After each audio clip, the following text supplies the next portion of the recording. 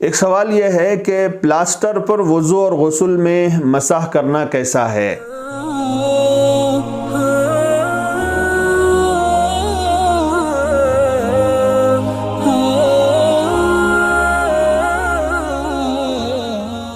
तो इसका जवाब यह है कि हाथ या पैर पर प्लास्टर हो, यानी ज़ख़म वग़ैरह हो जाने की वजह से डॉक्टर हजरात जो प्लास्टर लगवाते हैं तो वज़ू और गुस्ल में उस पर मसाह कर लेना काफ़ी हो जाएगा।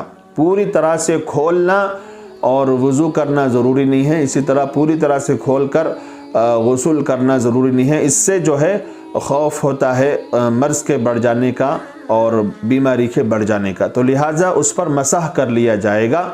भीगा हाथ लेकर उस पट्टी फाया पर या प्लास्टर पर फेर दिया जाए तो वज़ू हो जाएगा और गुस्ल में भी मसह पर इक्तिफ़ा कर लेना चाहिए।